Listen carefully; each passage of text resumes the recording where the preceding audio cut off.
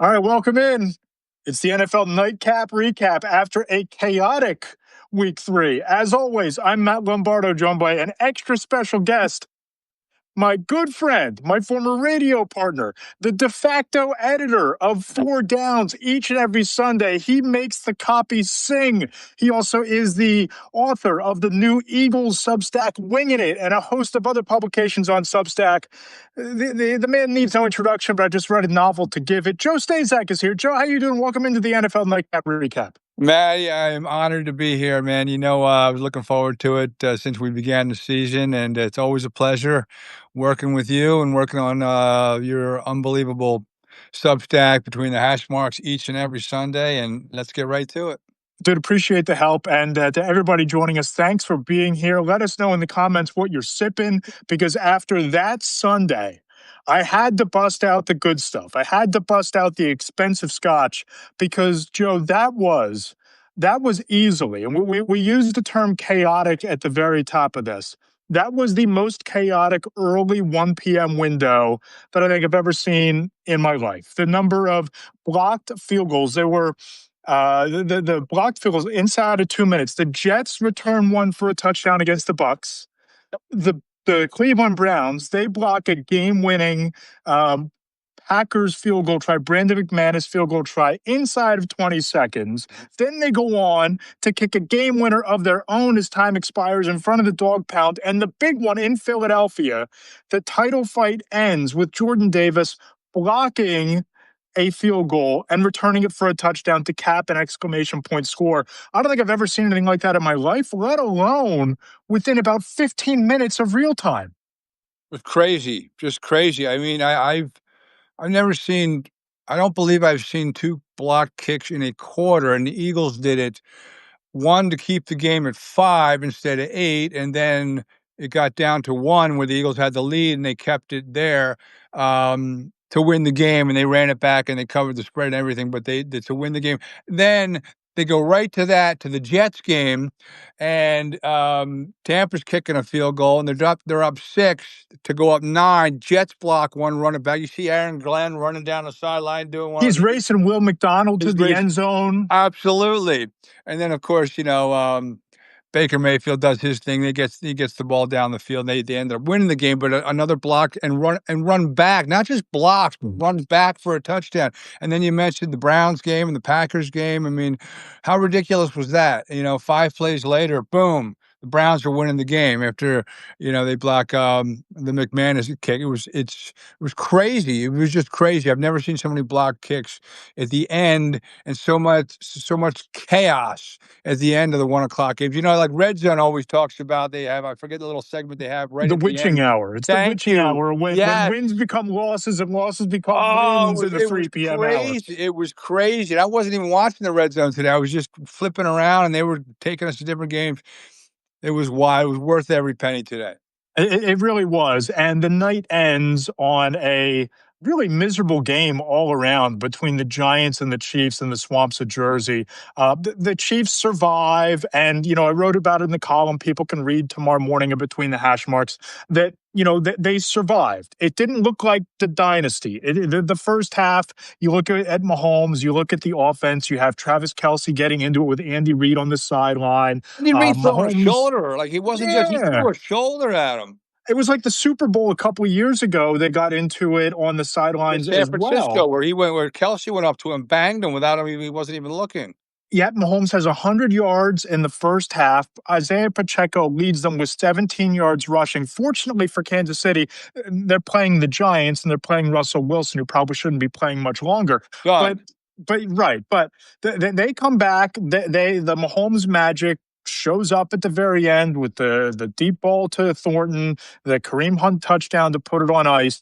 We're going to find out about the Chiefs on November 2nd, because the stretch of games they have coming up, the schedule is just brutal. They have Lamar Jackson next week. They go to Jacksonville. In this stretch, they have the Detroit Lions, who we're going to find out more about them tomorrow night against those Ravens. They have Jaden Daniels and the Commanders coming up. They have to go to Buffalo to play Josh Allen and the Bills. We didn't learn a lot about the Chiefs tonight other than the fact that they didn't bury themselves. We're going to know just how seriously to take Kansas City by the time we pick our head up on November 2nd? Well, I could tell you one thing that was kind of reinforced tonight. It's how good of a leader and quarterback and football player Patrick Mahomes is. Right now, Yeah. he's kind of the whole team, and he was the whole team against the Eagles. But two things he did tonight at the end of the first half: he throws a backwards pass to one of his guys right down near the goal line, about the 15-yard line, and a Giant scoops it up and is about to take it in for a touchdown. He comes running over from where he threw the pass, not one of his receivers, not the left tackle on the end of the line, not the tight end, not Travis Kelce. Patrick Mahomes comes up, strips it out of his hand, and recovers it. So Yeah. again, gets the ball back. Okay, and then they end up punting, but it saved a touchdown. It's still 6-6. He throws a kind of a Hail Mary towards the end with about 7 seconds left, draws a penalty, and Bucker, who was not good tonight, gets a field goal at the end of the half. So they ended up with 3 points instead of they could have been down 6 or 9. He does that and gets them, again, gives them a little bit of cushion, does some separation, throws the ball to Walker late in the game that it looked like he made a great catch, incomplete. Next play comes right back to him. Boom, another bomb touchdown, like a Yeah. perfect pass, like he did when he beat Quinyon Mitchell down 10 late in the Eagles game. But again, got them some separation, got them enough to give him a little cushion there at the end. But just the little plays he makes throughout the game, because they're still not quite right. You can tell, like him and Travis Kelce are still off. They don't have Rashee Rice. Worthy's still out with the separated shoulder. I tell you what, Tyquan Thornton's been playing ball. He's really stepped up, and Pacheco looked like a little bit of his old self. He used to run with his hair on fire. Yep. I know it was a 7th-round pick out of Rutgers. I know he had the injury, but man, when that guy runs the ball, he looks like he is just possessed.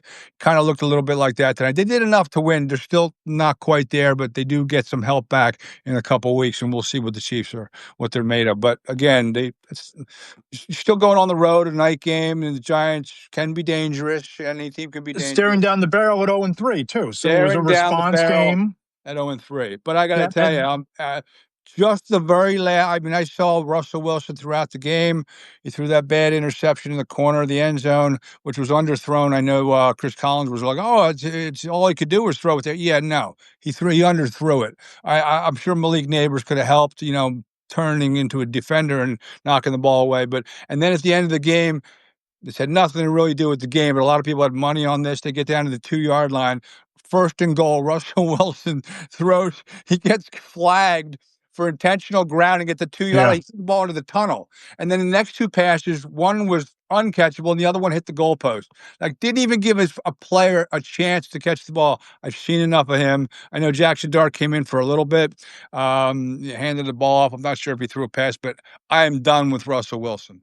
Friend of the pod, frequent questioner on the mailbag, Philip Johnson checks in the chat. We're going to talk about Russell Wilson throwing the ball away on all 4 downs on 1st and goal. Joe, I don't know about you. Did I just say that? But I'm out on the Russell Wilson experience. I'm ready for Dart Mania. If you've listened to the podcast with Mike Tannier and I every Tuesday, you know that I've been saying that the circlet game for the Jackson Dart debut was Week 5 in New Orleans against the Saints, one of the worst defenses in football. You're away from the Boo Birds in East Rutherford. You're away from 0-3, 0-4. But after what I saw from Russell Wilson tonight, I don't know that you don't start Jackson Dart in Week 4 in a meaningful quote-unquote game against Justin Herbert, against the Chargers, because I don't know how, watching what Russell Wilson did and didn't do, how playing Jackson Dart lowers the floor when you have the chance to raise the ceiling with Dart in there. I have seen enough of Russell Wilson. Whatever happened to Dallas was a byproduct of a terrible Cowboys defense. He was locked in. Terrible. You saw what happened today. Today, got lit up. Locked in with Wan'Dale Robinson, locked in with Malik Neighbors. It's time to play Jackson Dart. Your job is on the line if you're Brian Dable. If you're John Mara, you need to know if this is your coach. You need to know, more importantly, if this is your quarterback. Play Jackson Dart against the Chargers. Give him a meaningful game to get his feet wet at the NFL level. Malik Neighbors is one of the premier receivers in the league at 109 catches as a rookie playing with Tommy Cutlets. He had 2 catches for 13 yards tonight. He had a monster game against Dallas. Yeah. He did virtually nothing tonight. I agree. I know they signed Russell Wilson, have a veteran, some veteran leadership, maybe get some wins because, Dable and Schoen are under a little bit of pressure. There's no more reason. They're 0-3. I think it's time to start the kid. They did a nice job drafting him in the first round, 25th pick overall. I liked him. He was a 6-year senior playing for Lane Kiffin, at Ole Miss. I liked him coming out of college. He had a really good camp. I think it's time to make that switch. Yeah, no doubt about it. By the way, what are we sipping tonight? What do you got in the glass Oh, over I there got on the nightcap? what's the Entourage boys, the tequila they were drinking, Turtle. Avion? Yeah, Avion. Yeah. Thank you very much. Nice. That's tremendous. A tremendous effort all around by that Minnesota defense. And you knew going in against Jake Browning, the banged up Bengals, a defense that wasn't going to offer a whole lot of resistance or make life too miserable for Carson Wentz. Brian Flores just certainly turned up the heat all game long, as expected on Browning. Spoiler alert, it did not go well for Jake Browning. And you talk about a little spoiler for the column tomorrow morning, MVP of the week, Vikings cornerback Isaiah Rodgers, the pick six, the forced fumble, a fumble recovery returned for a touchdown and a pass breakup, all in the first half. One of the greatest performances in NFL history by a defensive back. And it's a game against a backup quarterback and a horrific defense. I get that. I get it. But if you're going to run the ball like they did today with Jordan Mason, and you're going to play that kind of strangling, stifling defense, don't write off the Vikings no matter who the quarterback is. They're almost quarterback proof with Brian Flores and with Kevin O'Connell up there calling the offense. Well, you bring up a good question. Well, let's talk about Isaiah Rodgers, first of all, because watching Adoree Jackson get yanked because he couldn't tackle Puka Nacua today, and knowing that he's not the guy to fill in for Darius Slay, and they've had trouble finding a number 2 cornerback over there for the Eagles, and Isaiah Rodgers, look, he got paid $8 million guaranteed, 2 years, 15 to go to the Vikings. First player in NFL history. He ran one back, a scoop 6, an interception. He had a pick 6, and he forced 2 fumbles today. All over the place today was Isaiah Rodgers. Would have been nice if, look, how we can't get them all right. That's fine. But Brian Flores has a nice little toy there to play with and did a phenomenal job. Carson Wentz, all right, Ginger Jesus comes in. Look, they put up 48 points. I know Jordan Mason had a big game and whatnot, but he threw a couple touchdowns. JJ McCarthy, 1 quarter out of 8, not good. And he's been hurt. Like if Carson Wentz, and I'm not one to start quarterback controversies because McCarthy's probably their guy of the future. We know that. Yeah. But you're going to win some ball games probably with Carson Wentz, at least, having some experience. And McCarthy didn't look good, and he's hurt now. What do you do if this continues to go well and the defense plays well and you ball out with Carson Wentz and McCarthy's healthy? Yeah, I mean, I look at this thing as the defense is built to win, right? The defense is built to dominate. You have the running game. If you're Carson Wentz, you can throw it up. Justin Jefferson's down there somewhere. They're going to get Jordan Addison back in a couple of weeks off the suspension. If this tells me anything, it's number one, it is a quarterback cocoon with Kevin O'Connell, that the offense is kind of autopilot as long as you have competent NFL quarterbacking, which Carson Wentz, even at this stage of his career, he's borderline competent, if not better than that. Sure. Here's what I do. The schedule is at Pittsburgh, at Cleveland. You have the Eagles at home and the Chargers.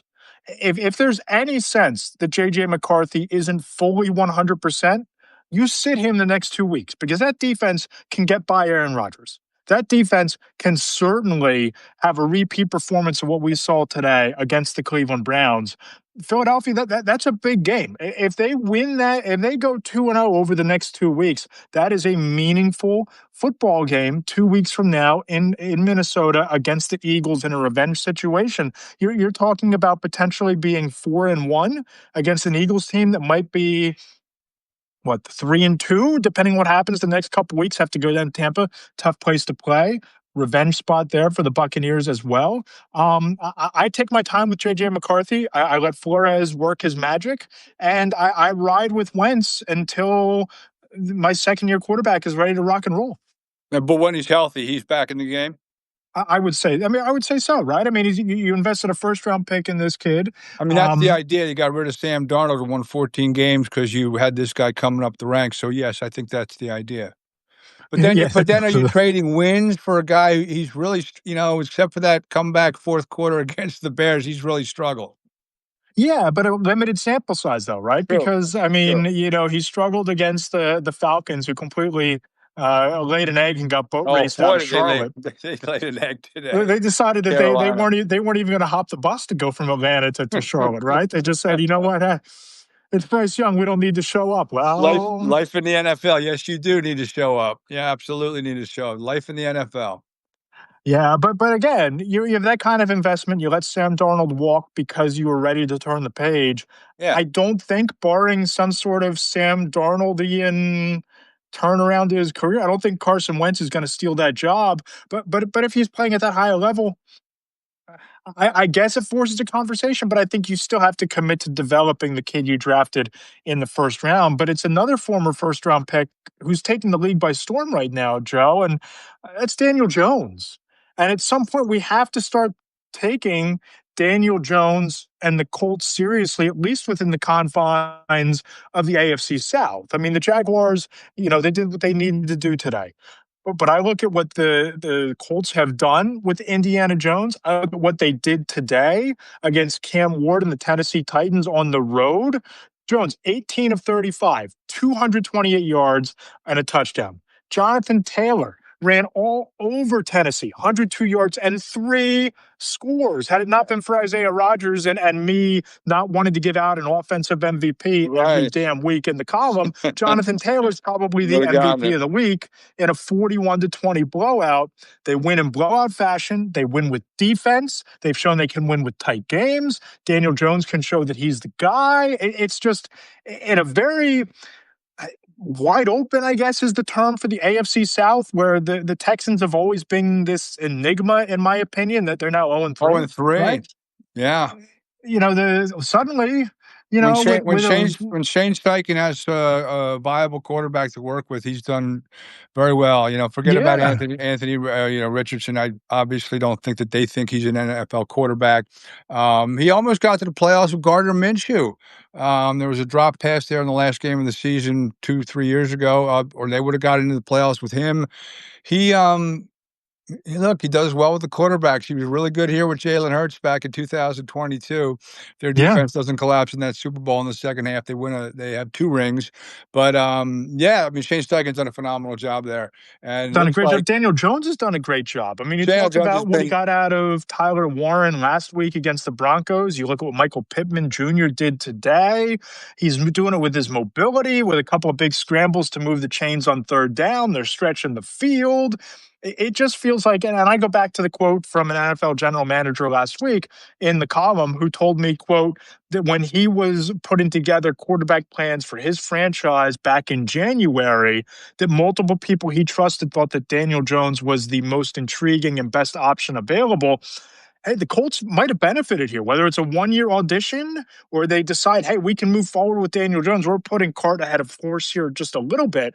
But it just seems like it's been an ideal marriage between quarterback whisperer head coach, quarterback with a first-round pedigree needing a change of scenery. And let's face it, a really exciting supporting cast with Jonathan Taylor and Michael Pittman and Alec Pierce and Tyler Warren.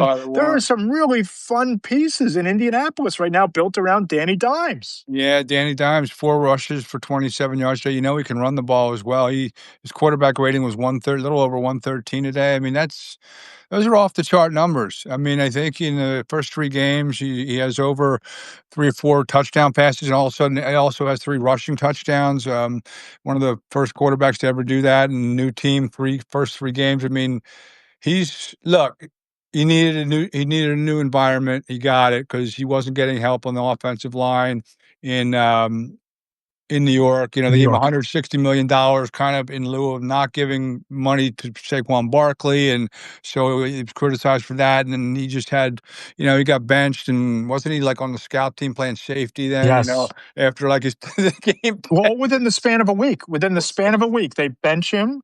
He gets on this. They put him on the scout team playing safety. He asks for his release the next day and gives a basically farewell press conference. So the next day they cut him in New York, and he lands in the quarterback cocoon of Kevin O'Connell for a month and a half. Absolutely. Gets to sit there and learn. I know it's a limited sample size. I know he didn't appear in any games, but you're in that building, you're in that system, you're absorbing that coaching, and you talk about this well-worn path now.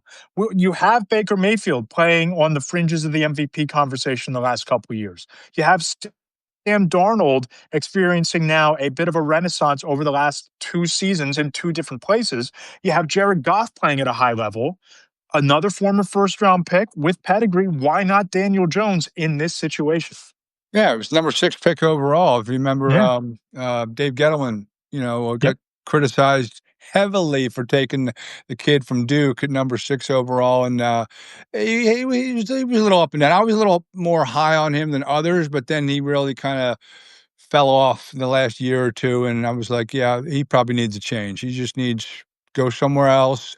New coaching system. And like you said, he went to Minnesota for a little bit. It's like Sam Darnold going to San Francisco, working with Kyle Shanahan for a little bit in that system before he, then he went to Minnesota and became a 14-game winner. Now he's, a starting quarterback up in the great Northwest. So a lot of it, the coaching is such a big part of this. I don't know if you saw Tom Brady a couple weeks ago when he talked about giving up on guys too soon. Some of these guys haven't been taught like Brady was taught, cover 1, cover 2, cover 3, cover 4, Tampa 2. He was taught by the greatest defensive coach maybe ever in terms of how to read defenses. And he was, that's how he was brought up. That's how he was trained. But he said a lot of quarterbacks don't get that kind of training. So it does make a big difference sometimes what environment you land in and what situation you go to that's going to dictate your future and your career. Got 10 people hanging out with us here. Really appreciate you staying up late with us on the Nightcap Recap. I've got the expensive scotch, the Balvenie Caribbean Wood Aged 14-year. Very nice. Expensive scotch, the good scotch for a night like this. We got Joe sipping the Avion. If you're hanging out and you're sipping with us, what are you drinking? Let us know in the comments section. A couple more games I want to touch on, Joe. Yeah. I want to go to San Francisco. Yeah. A team that I was really bearish on coming into the year because of the injuries, because of the letting Deebo Samuel walk. Now you have Brock Purdy banged up. Mac Jones now 2-0 after the last 2 games. The Fighting Mac Joneses. Kyle Shanahan's dream quarterback, arguably, maybe, potentially, instead of taking Trey Lance all those years ago. But I thought today against Arizona, a very hungry Cardinals team that looked like they had the defense for much of this thing to take a changing of the guard type of moment in the NFC West. The 49ers, they showed some championship mettle and some character. I got to give it to them. You look at they survived last week on a game-winning field goal today. McCaffrey, 140 yards from scrimmage. Side note, Ricky Pearsall looks like number 1 wide receiver out there. 11 targets, 117 yards. Feed the man. He was shot like last year, wasn't he? In the chest, yeah. Right. Yeah. I mean, come on. 8 catches for 117. Are you kidding me? And McCaffrey, who kind of came into the year, was a little banged up, didn't know what was going on with him. I mean, that Mac Jones play that got him into field goal range was a gorgeous little, a little over-the-top slip screen, and McCaffrey, did the rest and got him into field goal range. And then I think they took one more snap, moved it into the, because it's into the middle of the field because they got rid of Jake Moody, I believe, because he missed a couple field goals a couple weeks ago. Fired him, and they brought the kid in from Florida. Pinero, I think his name is, and he banged one home, and that's the ball game. And San Francisco's 0-3. There's only a few 0-3. I'm sorry. There's only a few 3-0 teams in the NFC right now. The Eagles are 1. San Francisco's another. Who else is 3-0 in the league? Yeah, well, the Chargers the are Packers 3-0. and the Chargers are 3-0, but over in the NFC Bills side are of the 3-0. ledger, Right. yeah, Bills are 3-0. Okay, so what? There are 4 teams now that are 3-0. That's okay. There's not too many, and the 49ers are one of them, and they haven't had their starting quarterback. And Mac Jones has done a really nice job, very nice job. Again, he's under the. Don't guys forget about Tampa, by the way. Tampa also another one. You're right. undefeated. They're another one undefeated, And the Eagles go down to Tampa which they As have, where part they of have that, problems all the time. They have problems yeah, all the that time. 50th anniversary Buccaneers celebration, maybe they'll wear the creamsicles again as they should every I love week. those unis, by the way. They had the uni. Yeah, Oh, they're fantastic, but they do have problems down there. In fact, that was kind of the turning point of their season last year. They were down 24-0 before they snapped the ball on the 10th offensive play. The Eagles, it was almost as bad as half of a half as today's was, and I know we'll get to that in a little bit. But they turned the season around back then. But yeah, there were only a few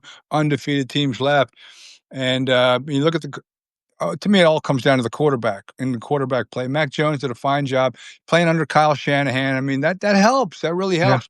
You know, if I want to learn how to play quarterback, yeah, I'm playing with Kevin O'Connell or Kyle Shanahan or somebody who knows what they're Maybe talking. Sean McVay. Maybe Sean McVay Sean is McVay probably as in that well. conversation. Sean McVay, well, great play caller. Tough loss today. They do struggle with the Eagles, but yeah, he you want to go to a guy who knows what he's doing, a quarterback whisperer. Like we talked about, Sam Darnold just spent a little bit of time there, and then he went off and won 14 games for Minnesota. So For sure. it really Let's makes a difference. roll. Let's roll to the game of the day, which was Yeah. in Philadelphia, and it was really the tale of two games. Because if you just watch that first half, it looked like the Los Angeles Rams were going to get their revenge. Jalen Hurts walks into halftime, -1 passing yards, not a whole lot going in the ground game. Matthew Stafford between the 20s, basically surgical. They kick three. The Rams do three first half field goals. The Vic Fangio's defense bends, buckles, but refuses to break. And then in the second half, just reinforces the argument that I've been making for the last 2 years or so that AJ Brown is the most important player on that roster, certainly on that offense, just absolutely goes off, ignites the Eagles offense, lights a spark underneath Jalen Hurts. A.J. Brown has that 37-yard catch. 2 plays later, they connect with Dallas Goedert for a touchdown. 6 catches on 10 targets, 109 yards and a score. The game, of course, ends as dramatic fashion as you can write it up, and with Jordan Davis blocking a field goal and the big 336-pound man rumbling, stumbling, bumbling all his way, sprinting for a touchdown to ice it at 33-26 after triple zeros hit the scoreboard. They go from the Eagles trying to survive to, I'm just going to say it, making a statement, making an absolute statement that when they turn it on, when they cut it loose, when they air it out, when they involve A.J. Brown, this is one of the toughest outs in football. Run your offense, please. Just run your offense. You know what I mean? Like run the offense. Like the first half of football today was, and I'm not making this up, it was technically the worst half in Nick Sirianni's tenure in Philadelphia in his 5 years. They had ran 22 plays for 34 yards in the Yeah, first half. Like you said, you and I passed for more yards than Jalen Hurts, the offense today. 1 yard in the first half, or no yards would have gotten us -1. more Yep. than negative 1 yard. Okay. Couple things that happened in the first half that I even said to a couple people that Cardi had 4 field goals in the first half. All right, they're up 19-7. Were the Rams? It could have been a lot worse. Now Matthew Stafford did some good things. He had that nice pass to Devontae Adams. Probably could have been called for a little push off on Reed Blankenship, but that's fine. He missed some open guys on third downs that were kind of wide open. It caused him to settle for field goals. So I'm watching the game going, if this is my team, this should be a lot worse. You know, like I'm thinking I'm leaving points on the board. But 19-7, then 2 plays into the second half, boom, Verse hits Hurts, fumble, they score on the next play. Kyron Williams on a 10-yard touchdown. Well-timed Jared Verse feature on Between the Hash Marks, by the way. Go check it out. Dude almost wrecked the game for the Eagles with that Right? statement sack, strip fumble of Jalen Hurts. Just a dominant performance by Verse. And really, for 2.5 quarters, it was a dominant performance by the likes of Kobe Turner. Quentin Lake had a couple of nice plays on the back end in the secondary. That Rams defense did a really nice job holding the Eagles under wraps. But then they decided to just turn it loose to A.J. Brown, and it changed everything. They 2 plays after that 26-7. They had a third down, I think, and then boom, boom, they went 33 yards and 38 yards. One was over the shoulder to A.J. Brown. The next was a seam route to Goddard. But the biggest play of the game was on the last drive was 3rd and 10. Now, the Eagles had just blocked a field goal, the first one. And then Jalen Carter taunts, he gets a flag for, puts him back to the 10-yard line. It's a 3rd and 10, and they go to A.J. Brown. Not only does he catch the ball at the line to gain, he sheds a guy and goes another 15 yards on a critical 3rd down. He did that a couple times. He is a beat. You can't stop A.J. Brown. So the fact that they haven't been even forcing him, like I hear people say, don't force. No, force the ball to A.J. Brown. He's the best player on the team. He's the most dominant wide receiver in that building today. He's probably a top 3 wide receiver. He just sheds guys. He makes catches. He extends plays. He was so key. 6 catches for 109 and a touchdown in the second half. And then, of course, you got your other guy, Devontae Smith, making plays.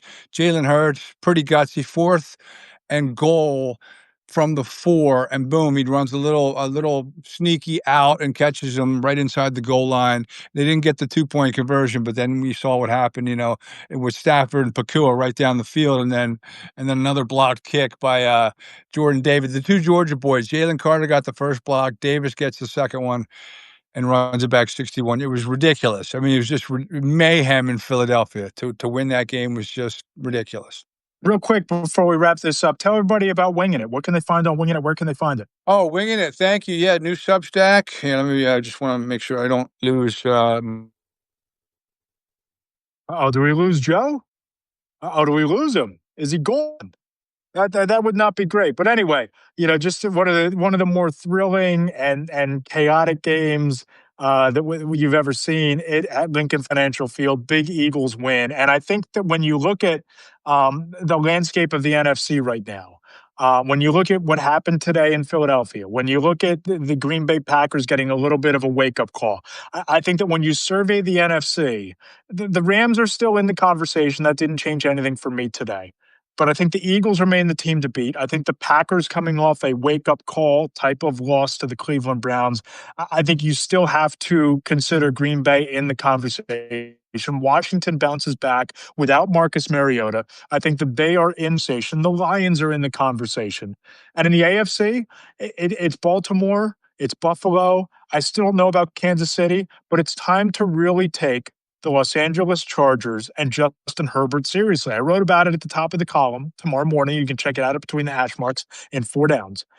That the Los Angeles Chargers might have buried chargering as an adjective today with that win, with Justin Herbert's gutty performance over the second half of that game. In the AFC, I think the hierarchy is some combination of the Buffalo Bills, the Baltimore Ravens, the Chargers, and the Chiefs mix in there somewhere.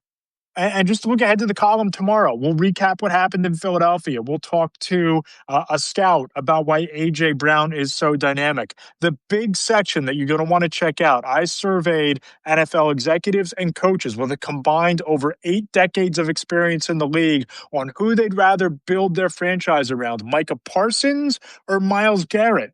Some of their answers surprised me a little bit. You can find that in the column tomorrow morning. And of course, Caleb Williams and the Chicago Bears revival. Talked to a couple people about the Bears, about Caleb Williams, about what Ben Johnson did to settle his team and spark that offensive explosion. A lot of fun. Thanks for hanging out on this Nightcap Recap Week 3 edition. Really appreciate Joe Staszak joining us for the conversation. Sipping the Avignon tequila. I had the scotch. Make sure you check out Winging It on Substack. I'll be back on Tuesday, and I can't wait for this week's podcast with Mike Tanier. Of course, if you can subscribe to Between the Hash Marks on Substack, you'll get full access to the column tomorrow morning, 4 downs. Be sure you check it out. I'm Matt Lombardo. Thanks for hanging out with us. Talk to you later this week.